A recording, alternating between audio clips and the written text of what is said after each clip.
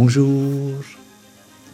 Je commenterai le texte de Matthieu, chapitre 29, versets 1 à 16, afin de nous aider à vivre notre foi et être dignes de la bonne nouvelle. Pour comprendre la suite, il serait important de lire le texte de Matthieu. Je l'ai réécrit sous cette page. Tu verras une grande logique dans la vie de tous les jours. Dans le texte, on voit très rapidement que Dieu donne son amour, tout son amour, à chacun, sans exception, s'il s'ouvre à cet amour. Peu importe que cela se produise tôt ou tard dans la vie, car cet amour ne se mérite pas, il s'accepte.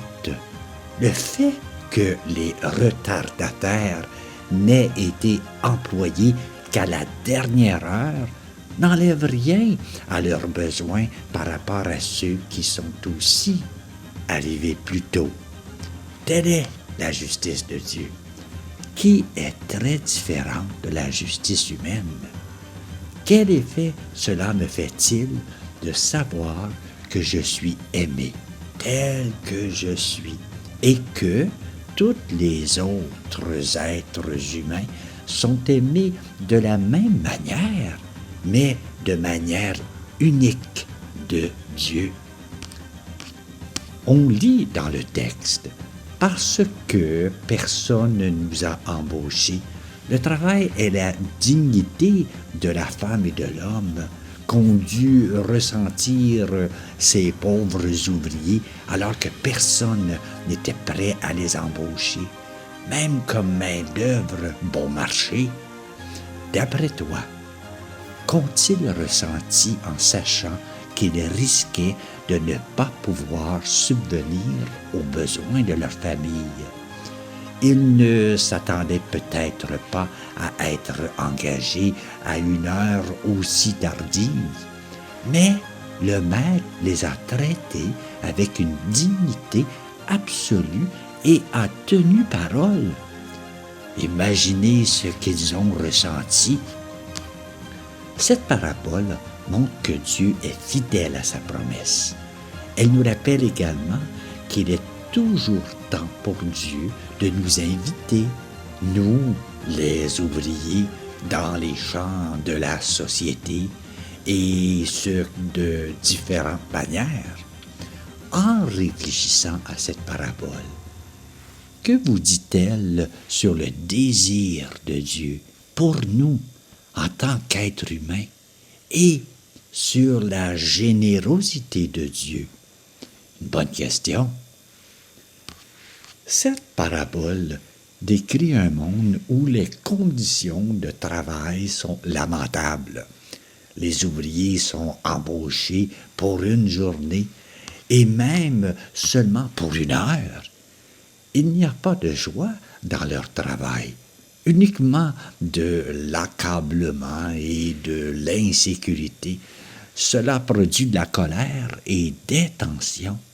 Dans notre monde également, de plus en plus de gens ne trouvent aucune joie dans leur travail, seulement de l'angoisse et des difficultés. Dans le texte de Matthieu, le maître du domaine introduit un nouveau style d'embauchement. Les gens travaillent dur, mais avec fierté et même ceux qui n'ont pas réussi à trouver du travail de toute la journée, en trouvant assez pour sauvegarder leur dignité. Les règles du royaume sont différentes. Elles vont au-delà de la stricte justice et créent le respect et la solidarité. Souvent, je demande à Dieu de venir dans notre monde, si plein d'injustice et de tension. Les derniers ouvriers qui sont allés travailler à la vigne n'ont-ils pas attendu toute la journée dans l'espoir d'être embauchés?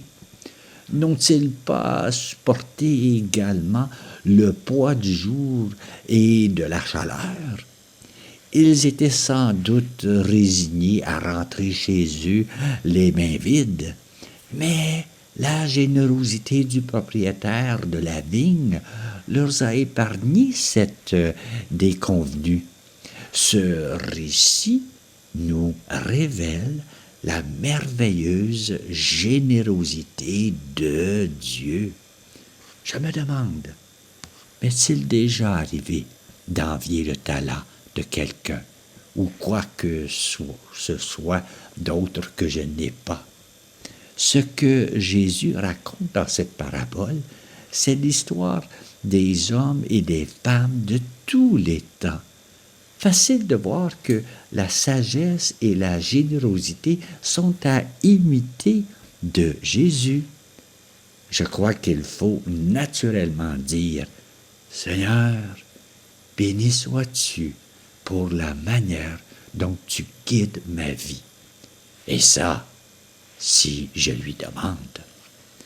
Si nous trouvons quelque chose de déconcertant dans cette parabole, nous devions peut-être l'examiner sous l'aspect du travail dans le vignoble.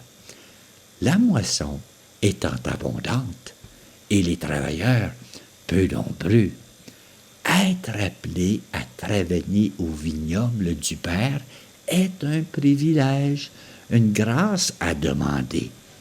On parle de toi ici, toi qui es baptisé. Pas évident de laisser cette question habiter son cœur. Dans notre prière, je peux demander à Dieu de regarder mes dons et mes limites et ceux des personnes qui m'entourent. On devrait être capable de se réjouir des dons, des talents que Dieu a donnés aux autres. Rien ne cesse d'être jaloux. M'arrive-t-il de considérer égoïstement que je mérite plus que les autres? Les voies de Dieu sont différentes de nos voies. Il utilise des images spectaculaires pour chambouler nos idées sur notre propre importance. Ailleurs, il dit « Assis-toi au bout de la table, pas à la première place, et les premiers seront les derniers, et les derniers seront les premiers. » Il n'y a pas de place pour la compétitivité dans le royaume de Dieu. Ah oui, Seigneur, pardonne-moi de mes jalousies. Aide-moi à être généreux dans la manière dont nous traitons les autres, à ne jamais penser que nous sommes plus méritants. Voilà, j'espère que ce petit clip vidéo t'aide à voir en profondeur cette parabole. Un moment magique et profond pour toi de voir et surtout comprendre comment Dieu est bien présent dans ta vie. Je te souhaite une belle journée.